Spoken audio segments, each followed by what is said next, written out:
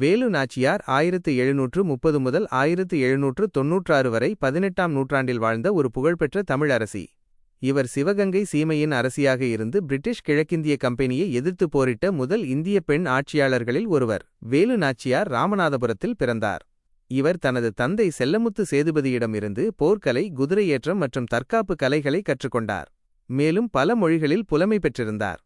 இவரது கணவர் சிவகங்கை மன்னர் முத்து வடுகநாதர் 1772ஆம் ஆண்டு ஆங்கிலேயர்களால் கொல்லப்பட்டார்.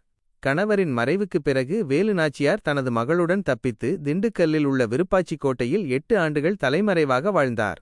தலைமறைவு வாழ்க்கையின் போது வேலு நாச்சியார் ஒரு வலுவான படையை திரட்டினார். தனது படையில் பெண்கள் அடங்கிய உடையாள் என்ற ஒரு தனிப்படையையும் உருவாக்கினார். திப்பு சுல்தானின் உதவியுடன் வேலு நாச்சியார் 1780ஆம் ஆண்டில் சிவகங்கை மீது படையெடுத்தார். தனது வீரர்களுடன் சேர்ந்து ஆங்கிலேய படைகளை தோற்கடித்து சிவகங்கை கோட்டையை மீண்டும் கைப்பற்றினார். இந்தியாவின் முதல் தற்கொலைப்படை தாக்குதலுக்கு வேலு நாச்சியாரின் படைப்பிரிவுதான் முன்னோடி. குயிலி என்ற இவரது படை வீராங்கனை ஆங்கிலேயரின் ஆயுதக் கிடங்குகளை அழிக்க தனது உடலில் தீ வைத்துக் கொண்டு உள்ளே சென்றார். சிவகங்கையை மீட்டெடுத்த பிறகு வேலு நாச்சியார் 1780 முதல் 1790 வரை சுமார் 10 ஆண்டுகள் ஆட்சி செய்தார். அவரது மரணம் 1796ஆம் ஆண்டு நிகழ்ந்தது. இந்திய சுதந்திரப் போராட்டத்தில் பெண்களுக்கு முன்னோடியாக திகழ்ந்த வேலு நாச்சியாரின் வீரமும் தியாகமும் இன்றும் போற்றப்படுகின்றன. அவரது நினைவாக தமிழகத்தில் பல இடங்களில் சிலைகளும் நினைவுச் சின்னங்களும் அமைக்கப்பட்டுள்ளன.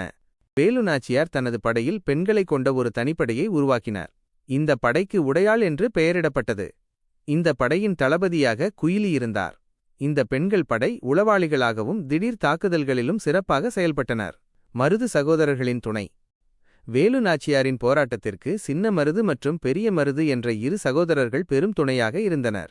இந்த மருது சகோதரர்கள் வேலு நாச்சியாரின் நம்பிக்கைக்குரிய தளபதிகளாகவும் ஆலோசகர்களாகவும் இருந்தனர். சிவகங்கையை மீட்டெடுப்பதிலும் பின்னர் அதை ஆட்சி செய்வதிலும் மருது சகோதரர்களின் பங்கு மிக முக்கியமானதாக இருந்தது.